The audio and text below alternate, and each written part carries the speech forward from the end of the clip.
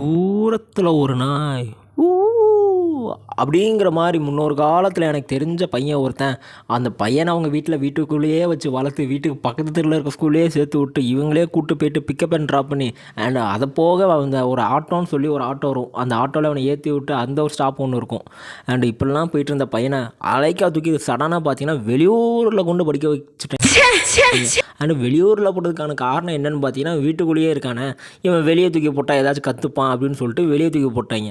அங்கே போய் பார்த்தா எல்லாம் புதுமுகம், இவனுக்கு எதுவுமே தெரில. அண்ட் அங்கே இன்னொரு ஜோடி இவனுக்கு செட் ஆகுது.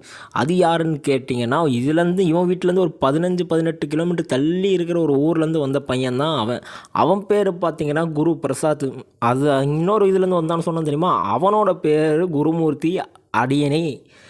Welcome to my show of 2 ரூபா கடலம் டாய் வித் நான் உங்கள் ஆர்ஜே குருமூர்த்தி. அந்த 2 பசங்களும் பார்த்தீங்கன்னா எங்கள் 2 பேருக்கும் பார்த்தீங்கன்னா இப்படியும் சொல்லலாம். நாங்கள் ஸ்கூலில் ஒன்று அவன் எனக்கு அடுத்து இருப்பான், இல்லை எனக்கு பின்னாடி இருப்பான், இல்லை எனக்கு லெஃப்ட்டில் இருப்பான். இந்த மாதிரி தான் எங்களுக்கு ஒரு பாண்டிங் இருந்துக்கிட்டே இருந்துச்சு. நல்லா பேசுவான், சூப்பராக பேசுவான். அவன்கிட்ட ஒரு தனி டேலண்ட் ஒன்று உண்டு. இப்போது ஸ்கூலில் நம்ம ஸ்கூலில் ஏதாச்சும் ஒரு சார் லீவு போட்டாங்க அப்படின்னா இன்னொரு சார் அதுக்கு பதிலாக வருவாங்க. என்ன எல்லாம் டேலண்ட் இருக்குது, நீங்கள் ஏதாச்சும் பண்ணுங்க அப்படின்னு சொல்லுவாங்க. அப்போ இவன் சும்மா போவான், போய் நின்றுட்டு அவனாகவே ஒரு ஸ்டோரியை மைண்டில் க்ரியேட் பண்ணி அதை அப்படியே எல்லோரும் முன்னாடியே சொல்லி எல்லாத்தையும் சிரிக்கவும் வச்சுட்டு அவனும் சூப்பராக பெர்ஃபார்மன்ஸ் கிளாப்ஸ் வாங்கிட்டு போயிடுவான். எப்படா அதெல்லாம் பண்ணுற, என்கிட்ட தான்டா சுற்றிட்டுருக்கா அப்படின்னு கேட்டால் இதெல்லாம் என்னடா இருக்குது அப்படின்னு சொல்லிட்டு போயிடுவான். ரொம்ப பெருசாக யார்ட்டையும் இது பண்ண மாட்டான். பட் ஆனால் நல்லா ஜாலியாக இருப்பான். அவன் கூட இருந்தால் அந்த டைம் ஸ்பெண்ட் பண்ணுறது தெரியாது. டிப்ரெஷன், அந்த டென்ஷன் எது இருந்தாலும், வீட்டில் ஏதாச்சும் சண்டை நடந்தாலும் நம்ம ஸ்கூலில் போய்ட்டு டே நேற்று எங்கள் அம்மா அப்பாவும் எப்படி சண்டை போட்டுக்கிட்டாங்க தெரியுமாடா, நேற்று நைட்டில் நான் தூங்கலடா அப்படின்லாம் நினச்சி சொல்லிட்டு இருப்பான்ல.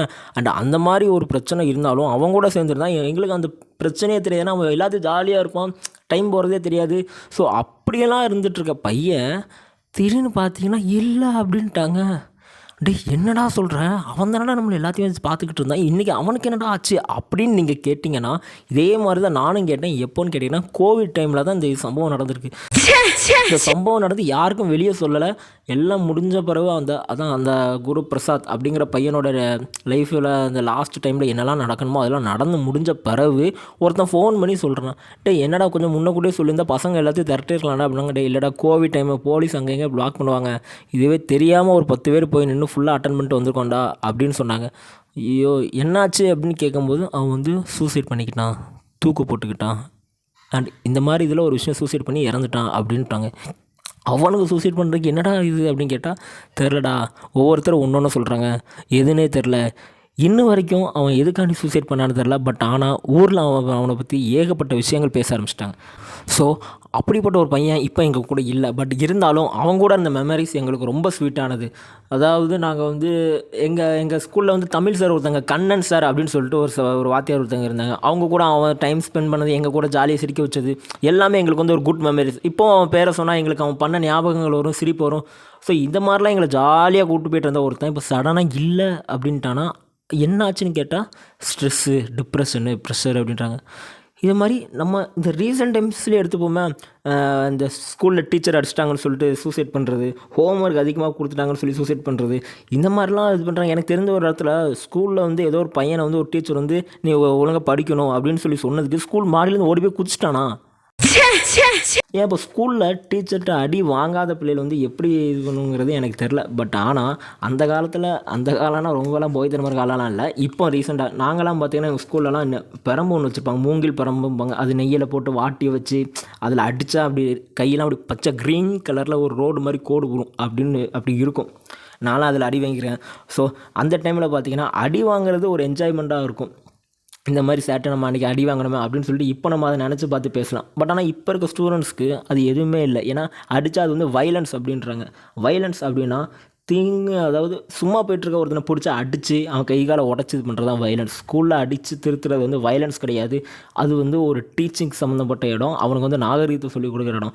நாகரிகம்னு ஒன்று கற்றுக்கணும், லைஃப்பில் ஒன்று அப்டேட் ஆகணும் அப்படின்னா அவன் ஏகப்பட்ட விஷயங்களை அவன் லேர்ன் பண்ணி தான் ஆகணும். அது கண்டிப்பாக 2-3 அடி வாங்கினா தான் அவன் இது தப்பு, இதை நீ பண்ணக்கூடாது, இதை தான் பண்ணணும், அதை இப்படி பண்ணணும் அப்படின்னு சொல்லிட்டு அவன் ஒரு விஷயத்தை கற்றுப்பான்.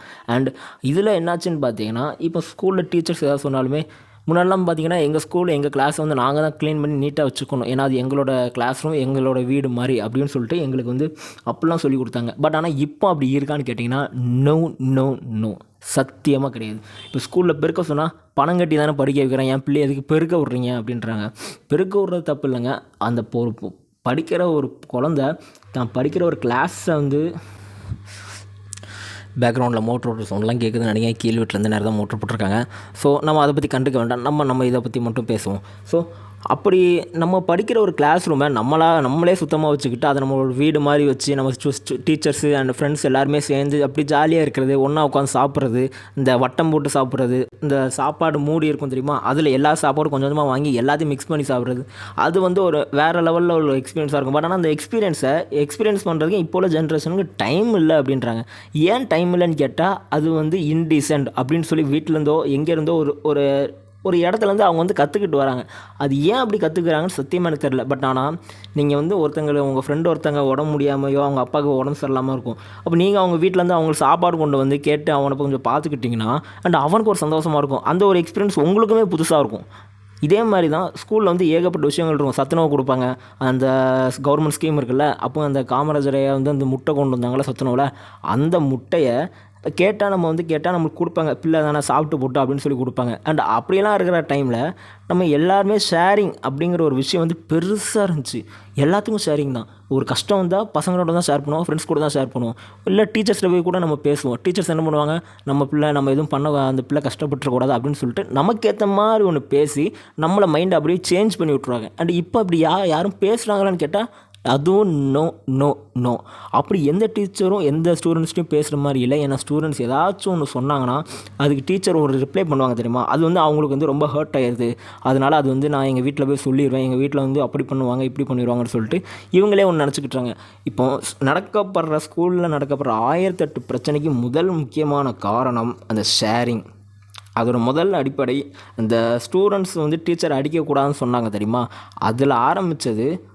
இப்போது அந்த ஸ்டூடெண்ட்ஸ்க்கும் டீச்சர்ஸ்க்கும் உள்ள பாண்டிங் வந்து குறைஞ்சிருச்சு. அதனால தான் உள்ளே நடக்கிற தப்பு வெளியே வராமல் இருக்குன்னு சொல்லி நான் நினைக்கிறேன். அதுக்குன்னு டீச்சர்ஸ் வந்து ஸ்டூடெண்ட்ஸ் அடிக்கணும், அடித்தா தான் பசங்க படிப்பாங்க அப்படிங்கிறது. அடித்தா தான் அவன் நாகரிகத்தை கற்றுப்பான், வெளியே வந்து சொசைட்டியில் எப்படி வாழணும்னு கற்றுப்பான். இல்லைனா ட்ரக்ஸுக்கு அடிக்ட் ஆகிறது, ட்ரிங்க்ஸுக்கு அடிக்ட் ஆகுறது, இந்த மாதிரிலாம் பசங்க ஆகுறது நிறைய சான்ஸ் இருக்குது. ஸோ முடிஞ்ச அளவுக்கு நம்ம பசங்க ஏதாவது தப்பு பண்ணாங்கன்னா அவங்கள கண்டிக்கலாம், அடிக்கலாம், ரொம்ப ஹர்ட் பண்ணிடக்கூடாது. மனசளவில் ஹர்ட் பண்ணுறது வேறு, உடல் அளவில் அடி வாங்குறது வேறு. அடித்தா அவன் உடம்பு அதுக்கு வந்து தயாராகும். நம்ம இனிமேல் இந்த தப்பு பண்ணக்கூடாது அப்படின்னு அவனுக்கு வந்து தோணும். ஸோ இந்த வளர்கிற டைமில் அடி வாங்குற டைமில் அவன் அடி வாங்காமல் வளர்கிறதுனால தான் இப்போ இருக்க சொசைட்டியில் ஏகப்பட்ட தப்பு நடக்குது. இப்போ இருக்கிற அதிகபட்சமான குற்றங்களை பண்ணுறது யாருன்னு பார்த்தீங்கன்னா சிறார்கள் தான். 18 வயசு கீழே உள்ளவங்க தான். யாரும் 18 வயசுக்கு மேலே உள்ளவங்க பண்ணுறது கிடையாது. ஏன்னா 18 வயசுக்கு மேலே போயிட்டாலே அவன் சீக்கிரம் கல்யாணம் பண்ணிடுறான், அவன் லைஃப்பை பார்த்து போக ஆரம்பிச்சிடறான். ஏன்னா அவனுக்கு அதுக்கே டைம் பற்ற மாட்டேங்குது. அதெல்லாம் முடிச்சுட்டு ஒரு நைட்டு தூங்குறான்னா தூக்கமே 5 மணி நேரம் தான் தூங்குறான். ஸோ முடிஞ்ச அளவுக்கு நம்ம இதுலேருந்து நம்ம எல்லாத்தையும் சோஷியல் மீடியாவும் சரி இதுவும் சரி நிறைய கெட்ட விஷயங்களையும் ஒரு தப்பான ஒரு விஷயங்களை பரப்புறதுக்கும் அதை ஆதரிக்கிறதுக்கும் அதை ப்ரொமோட் பண்ணுறதுக்கும் அதை லைக் பண்ணி சப்ஸ்கிரைப் பண்ணி பார்க்குறதுக்கும், ஏன் இந்த ஸ்பாட்டிஃபைல எத்தனை ஷோ இருக்குன்னு நான் தெரில, ஆனால் அதில் எத்தனை பேர் இதை பற்றி பேசுவாங்கன்னு தெரில. ஆனால் நான் எனக்கு தோணுனதை நான் சொல்லியிருக்கேன். ஸோ இந்த ஒரு விஷயம் இன்றைக்கி நம்ம ஒரு விஷயம் பேசணும். என்னென்னு பார்த்தீங்கன்னா, என் ஃப்ரெண்டு அவன் அவ்வளோ சூப்பரான ஆள், அவ்வளோ எல்லாருக்கும் மென்டரான ஆள். என்ன அடி வாங்கினாலும் எங்கிட்ட வந்து ஷேர் பண்ணுவான். ஒரு பையன் அழுதுட்டுருக்கான் அப்படின்னா அவனை போய் சிரிக்க வைப்பான். ஸ்பாட்டில் அவனை கூட்டி ஏதாச்சும் ஒரு விஷயம் பேசு அப்படின்னா சூப்பராக ஒரு டாப்பிக்கில் கதை பேசி அதை ஜாலியாக என்டர்டெயின்மெண்ட்டாகவும் கொண்டு போவான். அப்படி இருக்க ஒரு ஆள் திடீர்னு பார்த்தா இல்லை. ஏன் அப்படின்னு கேட்டால் ஸ்ட்ரெஸ்ஸு டிப்ரெஷன் அப்படின்றாங்க. இந்த ஸ்ட்ரெஸ்ஸு டிப்ரெஷனை குறைக்கிறதுக்கு என்ன பண்ணணும்னு கேட்டிங்கன்னா சத்தியமாக யாராலேயும் அதுக்கு சொல்யூஷன் கொடுக்க முடியாது. ஒன்று தான் மனசு விட்டு பேசுனா மட்டும்தான் அது குறையும். மனசு விட்டு பேசுகிறதுக்கு சுத்தமான ஒரு மனசோ இல்லை உண்மையான ஒரு மனசோ எதிர்க்க இருந்தால் மட்டும்தான் அது வெளியே வரும். அது வரைக்கும் வெளியே வராது. அண்டு நெக்ஸ்ட்டு பார்த்தீங்கன்னா ஸ்கூலில் டீச்சர்ஸ்க்கும் ஸ்டூடெண்ட்ஸ்க்கும் உள்ள பாண்டிங் இப்போ சுத்தமாக 0 ஆயிடுச்சு. அந்த காலத்தில் இந்த ஸ்டூடெண்ட்ஸ்க்கும் டீச்சர்ஸ்க்குள்ள பாண்டிங் வந்து அப்பவும் தப்பு நடக்கலான்னு சொல்லலை. ஏதாச்சும் ஒருத்தர் வந்து தப்பாக இருப்பாங்க. 100ல் ஒருத்தங்க இருக்கிற இடத்துல இன்றைக்கி 100ல் 99% தப்பாக இருக்காங்க அப்படிங்கிற ஒரு கண்ணோட்டத்தில் மட்டுமே நம்ம வாழ்ந்துட்டுருக்குறோம். ஸோ ஸ்டூடெண்ட்ஸ் டீச்சரை லைட்டாக கண்டித்தா தான் அதாவது டீச்சர் வந்து ஸ்டூடெண்ட்ஸ் வந்து கண்டிக்கணும். நானே மாற்றி சொல்லிட்டணும். டீச்சர் வந்து ஸ்டூடெண்ட்ஸை லைஸாக கண்டித்தா மட்டும்தான் அவங்களோட லைஃப்பில் அவங்க எதை ஃபேஸ் பண்ணுவாங்க தெரியுமா, ஒரு சுச்சுவேஷனை ஃபேஸ் பண்ணுறதுக்கு போல்டு அந்த தைரியமாக போவாங்கன்னு சொல்லுவாங்கள்ல, அது இதில் வந்து மட்டும்தான் அவங்களுக்கு உருவாகும். அப்படி இல்லாத பட்சத்தில் இவங்களுமே அதை ஃபேஸ் பண்ண தெரியாமல் தான் இன்றைக்கி ஏகப்பட்ட சூசைட் நடந்துகிட்ருக்கு. ஸோ நான் அப்படியே நவுந்து போய்ட்டு இன்னொரு இன்ட்ரெஸ்டிங்கான விஷயத்தை பற்றி பேசுகிறதுக்கு நான் அடுத்த வாரம் வரேன். ஸோ உங்களோட வெல்விஷர் யார் அப்படிங்கிறதுல நீங்கள் ரொம்ப தெளிவாக இருந்துக்கோங்க. அண்ட் அவங்கக்கிட்ட மட்டுமே நீங்கள் உங்களோட விஷயத்தை ஷேர் பண்ணுங்கள். அண்ட் அவங்க உங்களுக்கு ஒரு நல்ல ஒரு வழியை காட்டுவாங்க அப்படின்னு நான் நம்புகிறேன். ஸோ அப்படியே நவுந்து போய்ட்டு உங்களை நீங்கள் நல்லா பார்த்துக்கோங்க. பக்கத்தில் இருக்கவங்க முடிஞ்சால் பார்த்துக்கோங்க. அவங்கக்கிட்ட நல்லா மனசு விட்டு பேசுங்க. Tata, very good catch of yourself. இது உங்கள் ஆர்ஜே குருமூர்த்தி. டொன்னா டைன் டொண்டா பட்டான் டின்டா பட்டான் டின் டாக் டின் டாக் டின் டாக்.